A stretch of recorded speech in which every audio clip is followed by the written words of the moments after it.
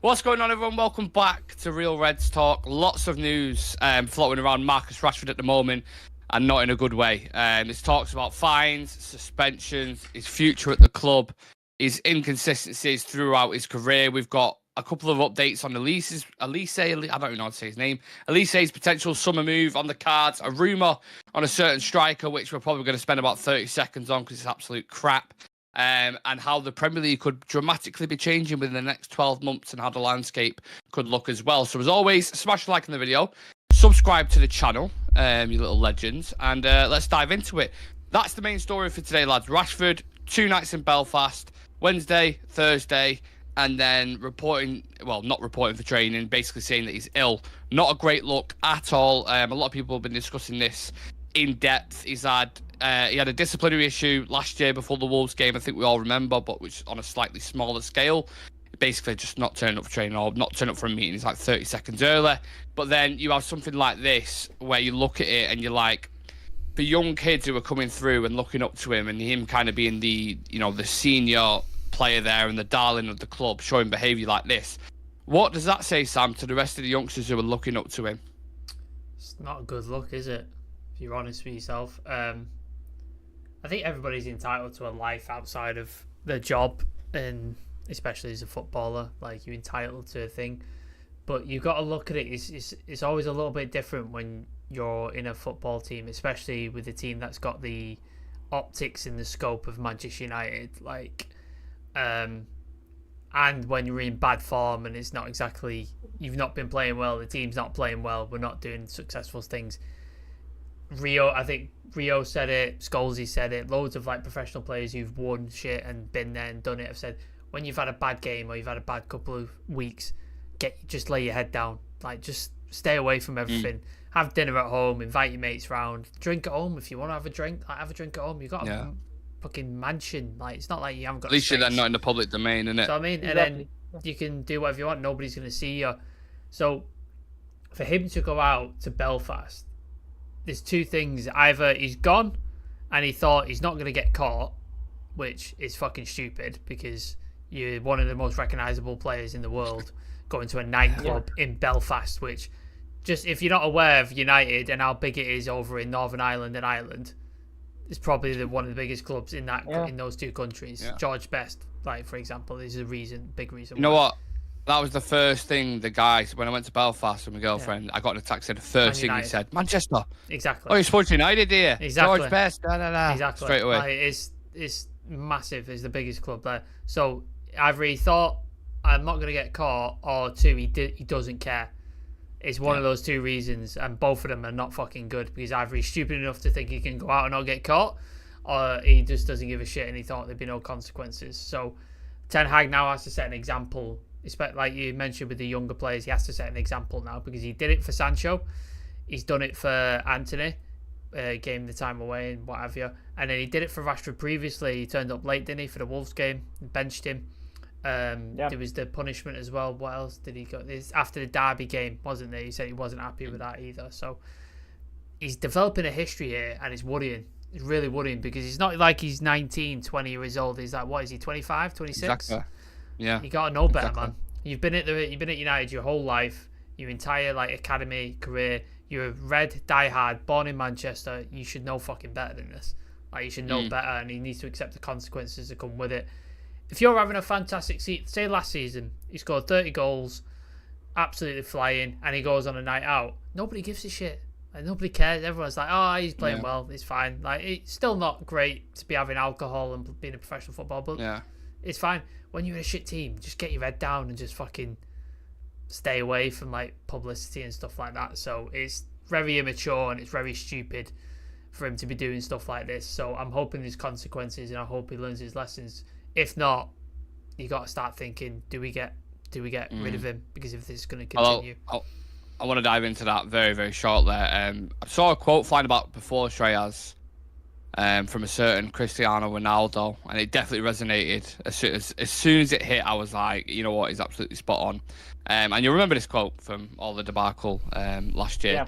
He said it's like they listen to one thing and in 2 minutes they have already forgotten it and they do whatever they think is better. This is why I say I like to lead by example, and some they follow me, but most of them no, they don't care. That was on his teammates in November 2022.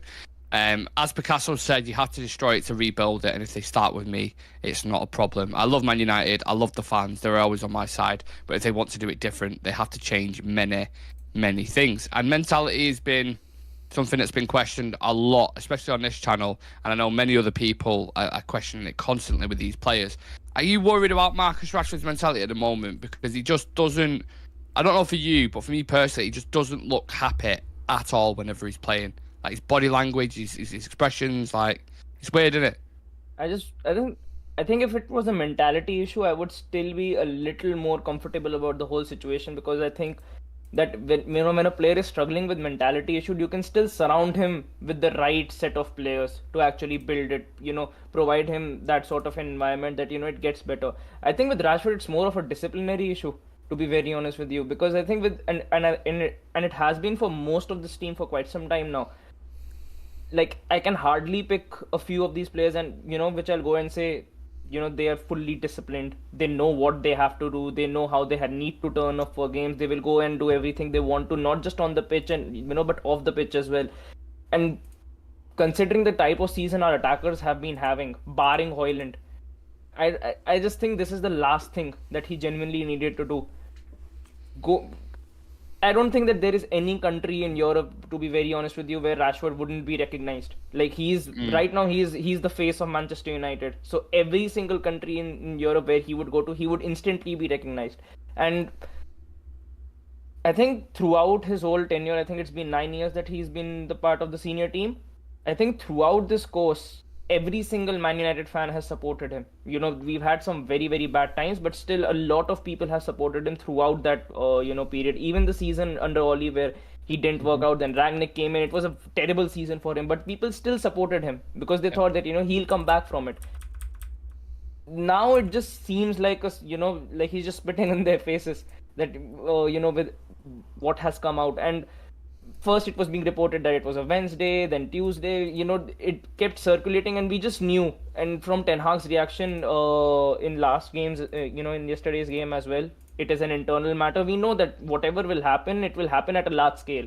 And this is a sort of manager who hasn't spared Ronaldo, he hasn't spared Jadon Sancho. So and I don't think that he'll be giving Rashford any special treatment either, very, very honestly.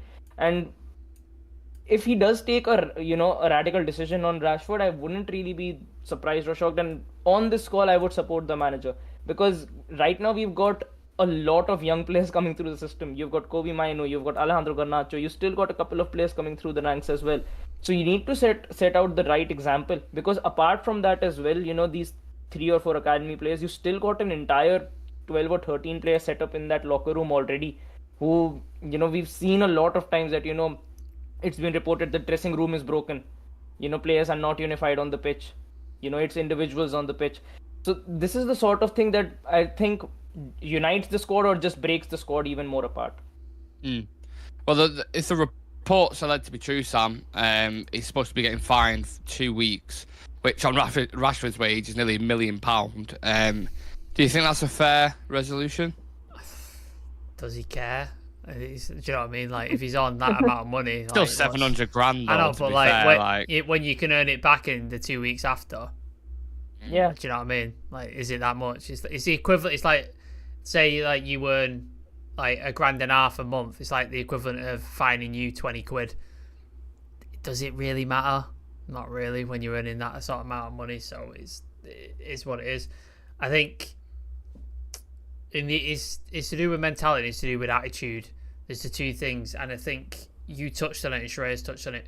Back in the day when players would step out of line, like I think Rio's spoken about this, there'd be players there to put them back in place and be like, look, yeah, we can go on nights out, yeah, we can have a drink, but when it comes to playing and when it comes to the mentality on the pitch, you get it correct. Roy Keane, Brian Robson, Gary Neville, like Vidic, people like that were always there to say. Even Matic, when he was here, was saying there were so many players who would just show up late, couldn't give a shit, were on social media, we just couldn't be arsed with it. And we've just got so many of them, and we haven't got rid of them. Like, they're still here at the club. Like, they're still existing. They're still permeating this fucking toxic environment. And I don't know if Rashford's always been like that, and people have covered it up. Like, I don't know if Jose covered stuff up and Ollie covered stuff up. Wouldn't surprise me if Ollie did, because he tried to be all the players' mates. And he's done stuff like this before, and it's just been kept under wraps. Or this is like this season, he's just decided to go fuck it and like go off the rails. I'm not sure which it is, but there needs to be some leadership at this team within the squad.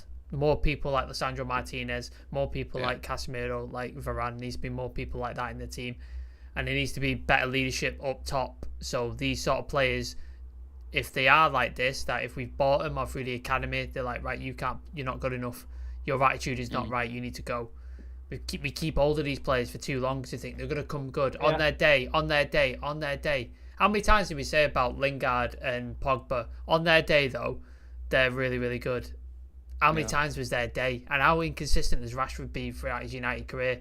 He's had a good season and then 2 shit seasons. Then a great season and he's having another shit season.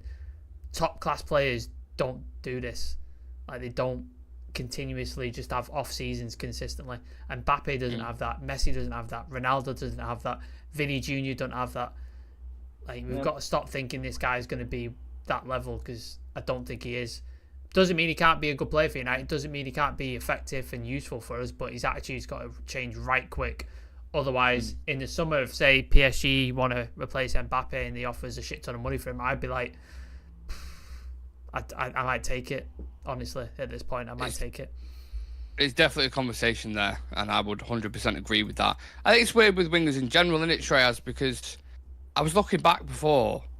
Every winger's had a situation. Sancho, back at Dortmund now. Issues on field, off field. Antony, issues off field. Form in the mud. Greenwood, all the shit that went on with him. You know, at Getafe over there. Rashford, discipline issues. Garnacho's had discipline issues before. Seen a couple of things with Ahmad online, liking posts about, you know, not getting game time and he deserves it and all this kind of stuff. There's a weird, like, cult thing at United. Do you know what I mean? Like, it's strange, isn't it, with the wingers in general? There's been a lot of issues with him, and I don't know if it's just down to, do you think it's like personal profiling, or I don't know. Strange one. I just don't know what's going through their heads, to be very honest with you, because you don't see stuff like this happening with players like Casemiro or Varane or Lisandro Martinez, or I would even say Bruno Fernandes. You would never see him go online and, you know, being it's a like the keyboard flashy warrior or something wingers, like isn't that. it? The young Exactly. flashy wingers, like, kind of dynamic. With Greenwood, I think enough has already been spoken, and Getafe are already dealing with a lot of issues right now because of him, so that's on them. With Garnacho, there was definitely, I think at the start of pre-season in the last season, there was a lot of issues, but, you know, thankfully Ten Hag was able to bring him through it, and now he's become I think better. Bruno's played a big part in that as well, by the way. He's had a definitely. kid as well. He had a child, didn't he, recently, Garnacho? It's always ground you in it, I suppose. Exactly. And with Anthony as well, the thing with Anthony has been, at least with Garnacho and at least with Rashford, we've seen something. With Anthony, we've not even seen something, and, you know, all this stuff has been coming out. So it puts him in an even worse situation. And I just really think that we need a complete fresh, you know, like genuinely a complete fresh start when it comes to our attack, because throughout this patch, you know, after Sir Alex, we still had good defense. You know, we still had good defensive players. We still had good midfielders as well at this club. Something that has always killed us is we genuinely not had the right attack at any point. It's always been misfiring. I cannot even pick one season where I would say, you know, right wing, left wing, and striker, all three of them are playing with fluidity, and, you know, they're doing it on a consistent basis. Like, even if people pick that, you know, Rashford, Martial, and Greenwood trio as well, it only was one season where they was dead. Not one season, 4 months. We never bought a right winger since Antonio Valencia. We didn't buy one. And then the first one we bought in Jadon Sancho, he went, I want to play on the left. And you just like, spent 2 years chasing him. Did we not speak to him beforehand and go, look, we're going to buy you for the right. Do you want to play on the right? And he's going to go, nah, I want to play left, right. Fuck it, we'll go somewhere else. Do you know what I mean? Like, there's nobody asking. Scouting. It's scouting again, doing your due diligence. Whenever we go in for these sort of players, we genuinely don't have any sort of idea in mind. I think United, whenever they've signed wingers, they've always done it on this basis. goals and assists, how many they've had. They see a couple of clips or three or four clips, and they go, let's go out on him and maybe he can help us out. And it's just not worked out, because for a club at the stature of Manchester United, we've only had 4 months of fluent football, between our front three for the past 10 or 11 years. And that's genuinely not good enough. When you look at Man City, they've got forwards and they do it, all three of them do it on a consistent basis, season in, season out. Even if they've been out of the team. Exactly. Even if they've been dropped. Their bench players do better. Alvarez, when he's come into the team, and he's had better stats than all three of our attackers. And we just, I think genuinely we need a fresh start. Garnacho you might still keep, but I think with Rashford, Sancho, Anthony, all of them, we just need a completely fresh start on that attacking line. Yeah, there's question marks for sure. But now Anthony's back against Newport, everything will be okay, and he'll start scoring again. He's found his level, hasn't he? Anthony? Yeah, he's found his level. His celebration actually baffled me against Newport. Come on. Shall I read some comments, Nick? Yeah, go. There's a shit ton of comments, so I just want to get involved. Yeah. Talk to us, people. Ruben, are you saying hi? How are you, Ruben? Good to see you. Moondog, hi, Ruben. Anyone who thinks he shouldn't be punished is beyond deluded. You're missing a key attribute, and that's the Roy Keane mentality. Absolutely. Lewis in the chat, if we did ever punish Sancho, fucking sell Rashford over hyped shitter. Positive as always, Lewis. Yeah. He's just got married as well, by the way. Has he really? On top of the world, yeah. It's a fucking piece of shit. This is what United do to you, don't it? He's probably still hungover, to be fair. Just ruins your day. This is worse than Lingard. He's lied to the manager. It's from Charlie Malman. Moondog, who would buy him if you tried to sell him? How much would you want? How much would be someone willing to pay with the wages as well? That's a good point. UTFR, shout out to UTFR. We don't have any leaders in this team. Can you imagine these gangster rapper wannabes stepped out line with Keno as captain and Fergie's the boss? It's time to sell these bad eggs. What else have we got? Charlie Malman, best for the club if Rashford forced to move. UTFR, Pogba, Lingard, Sancho, Rashford, all of them stuck out Old Trafford with their attitude. Daniel Hudson, longer this goes on, the club will punish him, lads. And then UTFR, seriously hope Ineos tear this shit team to pieces and get rid of these overprivileged arseholes. A lot of unhappy people in the chat, and to be honest, I cannot blame them. Can't blame them. Rightfully so. Rightfully so. The question is, and the last question on this Marcus Rashford event, when do you be cutthroat with a player like this? Because I think he's been bought enough time with the roots, where he's come from, what he's done for the club in certain moments. But, he's 25, 26 now. He's starting to come into your prime years, and we're still kind of asking for some form of consistency. So what do you do? You just give him a big contract. So it's not like UTFR said, or whoever it was in the comment section. How can you get rid of him? Yeah. If you just give him a big contract like that, you can't, can you? Hope PSG or someone actually coming, because I think the thing is with players like Rashford, there is going to be a market for them. I know that we've given him a big contract, but there is genuinely still going to be a market for him, because he has still produced a season where you could say that he's been top 5 wingers in Europe. I think last season you could genuinely say it's a gamble though, isn't it? It is a gamble, but I think that there are still going to be clubs interested in Marcus Rashford. If you compare it to the wingers that we want to offload right now, like Anthony, there is not going to be a big market for him. Sancho, there's going to be a limited market for him. Martial is anyway going to be going on a free. And then when Marcus Rashford comes into the picture, you can say there is genuinely going, if he does become available, PSG will definitely be sniffing around, because they do want someone to come in for Mbappe. And other clubs as well, clubs in La Liga have been interested in Rashford before as well. So they would be sniffing around. A lot of clubs would be, looking to get him in. And I would still say now that, we know that he's 25 or 26, he's, in his prime years, this is the best time that you can actually cash out on him. This is genuinely the best time you can cash out on him. His brother wanted his agent. Is his agent as well, isn't he? His brother? Yeah. He was pimping him out to PSG last year, wasn't he? Like, there was a couple of things. There was a lot of strong There talks was a meeting. about it. I believe he had a meeting with them and stuff like that. So Shiraz is right. Like, PSG definitely would be interested if there was a case that he could leave Manchester United.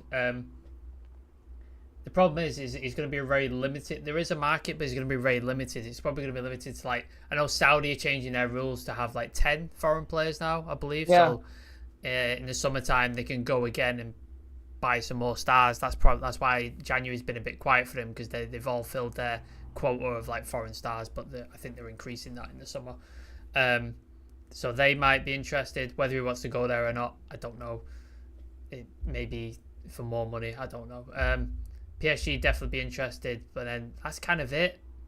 I don't see any other teams beyond Saudi and PSG coming in for him, because Barcelona are in financial straits. Like, they can't buy anybody, can't do anything. Madrid are clearly focused on Mbappe. So and they've got Vinicius. And they've already got Rodrigo and Vinicius already. So I don't see them. He's not going to go to City. Like, that's not happening. Yeah. And then Chelsea. Would he want to go to Chelsea? Oh, God, no. I don't think so. No. So it's PSG or Saudi. They're the sort of two options you've got at the minute in terms of like where he's going to go. But you're correct. He's got a long-term deal. He's on ridiculous wages, and it's again another example of poor management from the upstairs. Like before Ineos came in, so always had one good season. Let's give him a multi-year deal with massive wages. It's just like, you need to be delivering consistently. You can't just have one good season and then just give him everything, give him the keys to the kingdom. You need to be like 2-3 seasons at the top, performing consistently. You go, right, here's your new deal. You've done 3 seasons, you've won trophies, broke goal scoring records, here's your contract. But we've just gone one good season. And you remember that season, after a while, he just tailed off a bit, didn't he?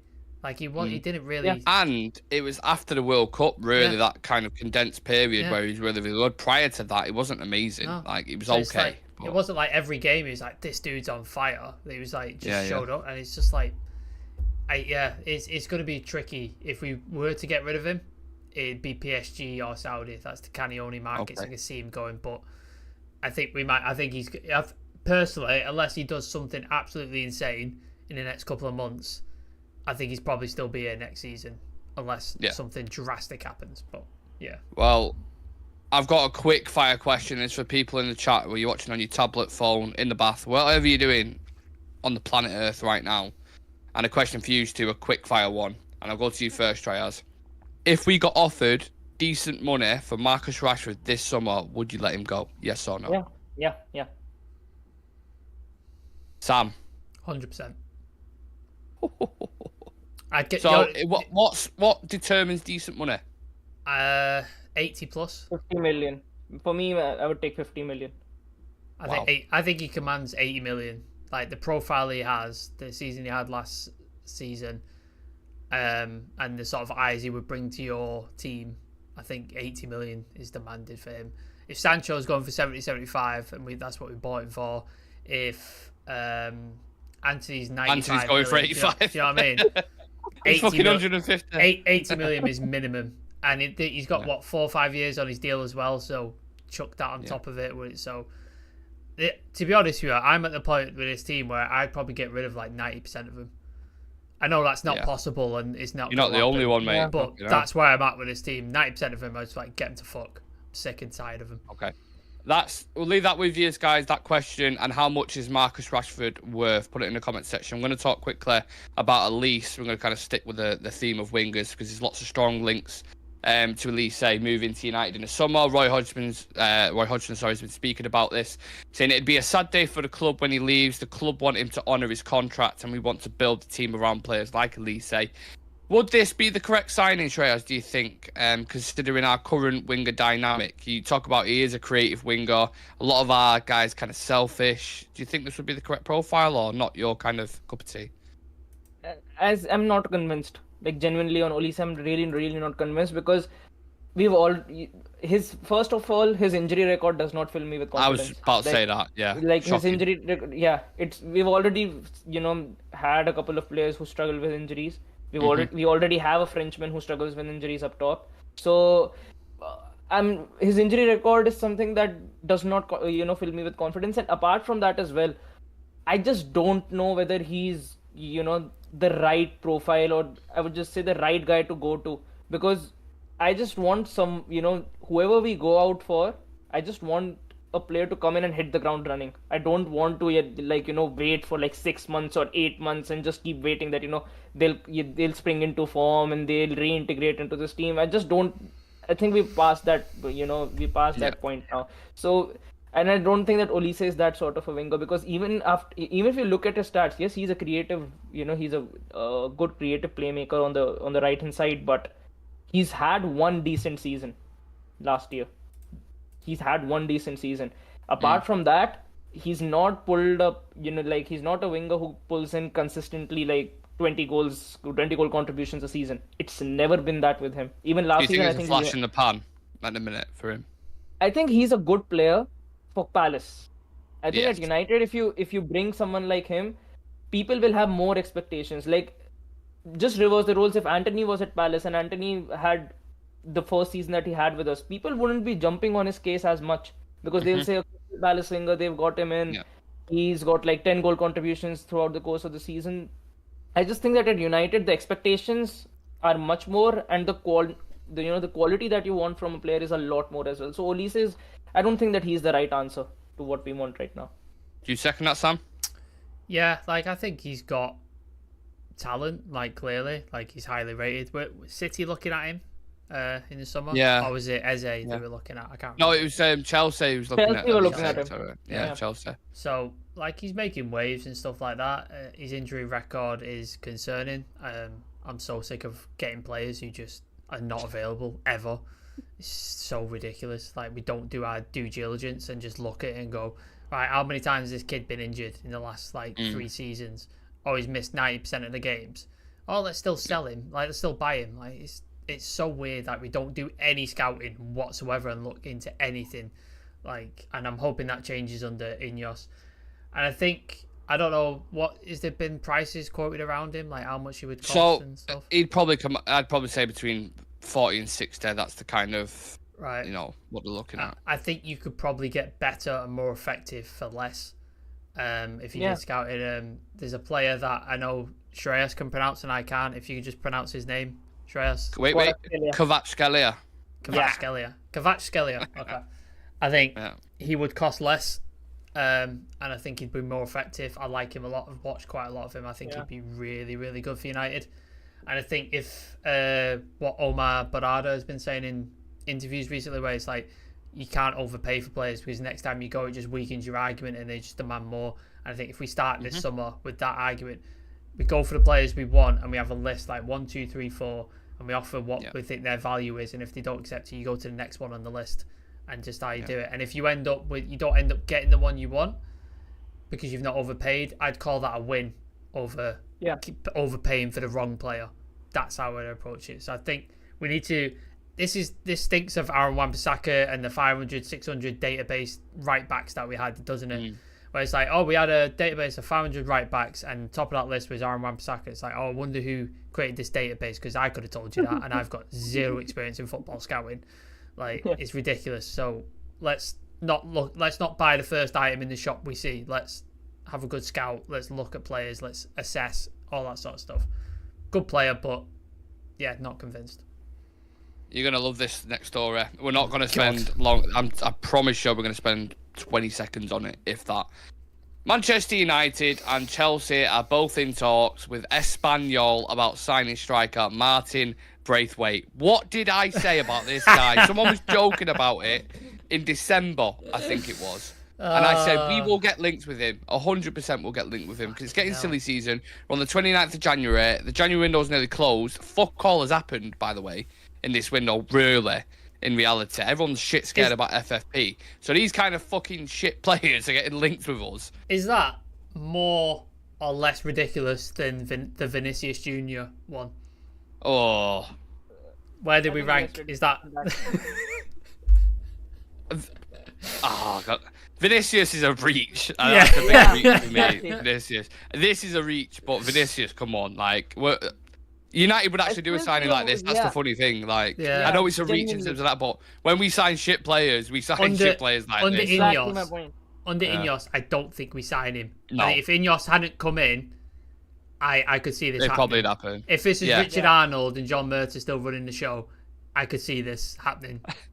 And it'd get fucking marketed. It'd get packaged like this fucking Danish former Barcelona legend. striker. Yeah, former Barca Danish legend who didn't quite make it, but played alongside Messi. Yeah, bags full of potential was, regarded as one of the best in the, MSN era and all that bullshit. Like, fuck off. Anyway, I said we'd only spend 20 seconds on it, so I think we all agree if it's anyone other than Benzema, it's pointless at this point, right? We agree with that. Yeah. Sweet. Right, last thing I want to touch on very, very, very quickly. A lot of managers moving on. We kind of discussed this in the WhatsApp, and again, I want to get everybody else's thoughts on this, whether you're watching live or you're watching later on. Managers moving on. Klopp leaving Liverpool. Pep 1 year left after the end of the season. Arteta links with Barcelona. How true they are, I don't know. De Zerbi being linked with big jobs. Uncertainty over Eddie Howe. Chelsea just beating Chelsea. Shreyas, how do you see kind of the landscape of the Premier League shaping over the next year or so? Do you think a lot of things are going to change? It will be Emery versus Ten Hag for the title next season. That's also a part of before I was laughing my head off. Yeah, I mean, look, Klopp is gone, and I think if City do get found guilty, I think Pep will be jumping ship as well. I don't see a world where City actually get to Barca to be Arteta to it. He could, and the opportunity and window is open for him. So there is a world that it can happen, and I think there's a good chance that City will be facing a lot of penalties as well. So bearing that in mind, I think it will be completely different. Maybe Arteta still sticks around with Arsenal, but even with that, I think it will be a much easier season because a lot of big teams will be in that rebuild phase again. Because I think it will take a lot of time for Liverpool. I don't see Liverpool making as strong a case of winning the title or something next season. I think the best chance that they've got is this season, because after a manager like Klopp leaving, it will take some time for them to actually find their boots again and for them to make a strong case again. City is still a big question mark. And apart from that, you've only got Villa who are doing that great right now with Emery, and Arsenal. If Arteta leaves, we've seen how badly Arsenal struggle as well when they've not got the right manager. They have been struggling for quite some time. It is only now, these couple of seasons, where you're actually seeing them in the top half of this, at this point. So I think anything can happen, and we still don't know what our manager situation would be looking like next season. Like even Erik Ten Hag's job. Yeah, maybe Ten Hag will go fucking Barcelona. Maybe Ten Hag leaves as well. Ten Hag could go for Barcelona. So I think right now every single opportunity is open. And I think with so much chopping and changing, there will only be one of these teams who will find the correct manager to come in. Like maybe Liverpool make the wrong call. Maybe we once again make a wrong call. Maybe Chelsea will make the wrong call again. So anything can happen right now, and I think we only know after the season ends. With us, I think we'll only know after the season ends. I think every other club might still have their plans in place, but with us, it will be a last-minute call with Ten Hag. It does feel like this is kind of significant shift now, doesn't it, Sam? I know Ten Hag said that famous quote, "All eras come to an end." Mm-hmm. It does actually feel a little bit like that. Like it's changing quite a lot, isn't it? Yeah, like Klopp's leaving end of the season. I saw a quote from Van Dijk saying he's going to assess where things are at. So I can see Scouse tears all over the internet. Well, if he got a big offer now, Van Dijk, he's 29, 30. So injury, big injuries. And I think Salah leaves as well. Yeah, so like it could be, I think Klopp probably knew coming into the season that he was probably going to leave, and I think he's tried his best to sort of leave Liverpool in a decent state on the way out the doors. He's brought in Szoboszlai, McAllister, people like that, trying to replace certain parts and stuff like that. So he's tried to sort of leave it in a better spot. Obviously, then it also depends what happens with the charges with City. Like, I can't see many players sticking around if they hold true to the punishment, which I don't think they will, but say they do. Yeah. I can't see many stars sticking around to play in the fucking championship. Like, I was saying this to my mate. They're not a fucking prayer with Rodri and De Bruyne and these guys. Even if you're going to stay in the championship, stay loyal. Fuck that. Like, they'll be off. Like, so it's with not their ages as well. Yeah. De Bruyne is 30 plus, Rodri's 30, I think, as well. Pep ain't going to go down to fucking Rochdale or what have you, and he's not going to be doing that shit. So, like, you've got that could be a possibility. And then you sort of got a void then at the top of the league. Like, you've got Emery, who's on his way up with Villa. Could be really interesting. They're playing really well. A lot of people are clamouring for Xabi Alonso to take Liverpool job, but when you look at his style versus Klopp's style, it's very different. It's extremely two different styles. So that's an adjustment period right there as they get used to his style and they're trying to get that. So that's a new big personalities you'd have to get rid of. We just mentioned Salah and Van Dijk as well. So like, there's It'll a be lot of fresh stuff. start altogether for them. Yeah, there's a lot of stuff there. So yeah, it's going to be interesting next season for sure. For United fans, it's quite good. Like Liverpool might fall apart. Excellent news. Yeah. City might fall apart and get relegated. Excellent news. So we might end up being like the best team by default, just because the other two have just absolutely fallen off a cliff. So Yeah, that'd be good news. Ineos coming in into summer, so who knows what could happen. The potential is there. Right, we're gonna leave it at that, guys. We're gonna literally go film a members video right now for you lot, so make sure you smash a like on the video if you've enjoyed this one. Do leave your thoughts in the comments section. Have we got any more to read out, Sam, before we head off? Yeah, I'll read a couple out. Let's have a look. Go for it, and then we'll end the show. UTFR selling in the summer, at least with a contract, we'll get a decent amount for him. I think that's in reference to Rashford. December 2nd versus Newcastle showed exactly what Rashford is all about. Sell, 80 million. For some reason, a winger who scored 4 goals and 3 assists in the league is worth 70 million in Rashford. There you go. Charlie Marmon, Elise would be another Hoyland. He'd give everything the club to make it better. Fair enough. UTFR, we need an old-fashioned right winger beats his man getting the ball. On Valencia was underrated. I'd kill for Tony right now. I mean, yeah, just have a guy who puts a ball in the fucking box would be nice, wouldn't it? Jesus Christ. Liverpool's a massively aging squad about to fall off their small perch. Please let it happen. I'd love that. And then Erik could be sacked. And then the good Shah Sam, the good old 83 points title charge. Love it, Shah Sam. Always with the fantastic comments. Yeah, we'll leave it there, guys. Of course, we've got Wolves on Thursday, so we'll have the preview for that tomorrow night. Make sure you come and join us and get involved. And apart from that, drop us a follow on socials, smash like on the video, and subscribe if you are new to the channel. Take care. We'll see you in the next one.